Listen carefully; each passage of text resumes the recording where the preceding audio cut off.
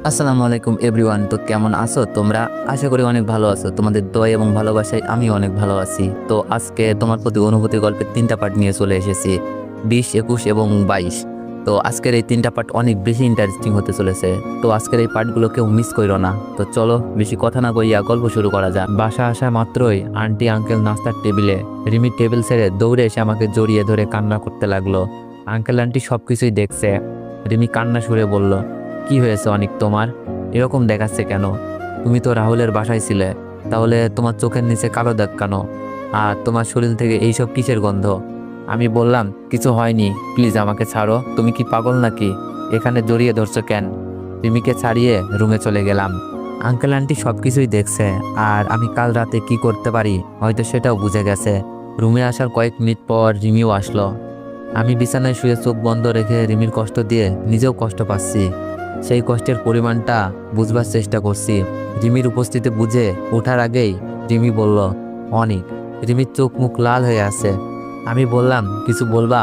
রিমি বলল, অনিক তোমার কি হয়েছে প্লিজ বলো আমাকে। আমি কি কোনো অন্যায় বা ভুল করেছি? তাহলে আমাকে বলো, আমি সব ঠিক করে দিব। আমি বললাম, তোমার কেন মনে হলো তুমি কোনো ভুল বা অপরাধ করেছো? রিমি বলল, কারণ তুমি আমাকে অবহেলা করছো। আমার মনে হচ্ছে আমাকে কষ্ট দিয়ে তুমিও কষ্ট পাচ্ছ। কারণটা কি অনিক?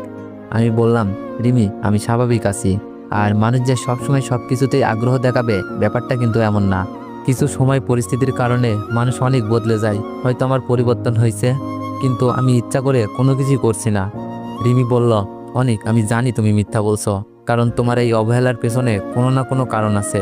তবে অনিক, আমি একটা কথা বলে রাখি, তুমি এভাবে অবহেলা করতে থাকলে আমি কিন্তু কিছু একটা করে ফেলবো। রিমির কথা শুনে খুব ভয় লাগছিল। রাগী মেয়ে রাগের মাথায় যা ইচ্ছা করে ফেলতে পারে। আমি বললাম, বুঝলাম না রিমি, তোমার সমস্যা কোথায়? কিছুক্ষণ আগে আন্টি আঙ্কেলের সামনে জড়িয়ে ধরছো, রুমে এসে কান্নাকাটি, এগুলো আমার ভালো লাগে না, অসহ্য। আর আঙ্কেল আন্টি কি করে কে জানে, হয়তো তোমার এই জড়িয়ে ধরা দেখে বাসা থেকে বের করে দিবে আমাকে। রিমি কান্না সুরে বলল, কে কি ভাবলো আমি জানতে চাই না, দেখতেও চাই না। আমি শুধু জানি তোমার দেওয়া কষ্টগুলো আমি সহ্য করতে পারছি না। প্লিজ অনিক, আর এমন করো না। আর আমি তো বললামই, আমার কোনো অপরাধ থাকলে বলো, আমি শুধরে নিব। আমি বললাম, তুমি কোনো ভুল করছো কিনা জানি না, তবে আমি তোমাকে ভালোবেসে অনেক বড় ভুল করে ফেলেছি। কথাটা বলতে কলিজা ছিঁড়ে যাচ্ছিল। রিমি বলল, কি বললে তুমি? আমাকে ভালোবেসে তুমি ভুল করে ফেলেছ?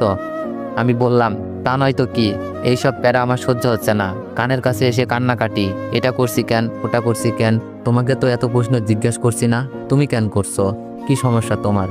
কথাগুলো বলতে কষ্ট হচ্ছিল, কিন্তু আমারও যে কিছু করার নাই। রিমি অযোধ্যায় কান্না করছে আর বলছে, আমি তোমাকে ভালোবাসছি আমার জীবনের চেয়েও বেশি, এটাই আমার সমস্যা।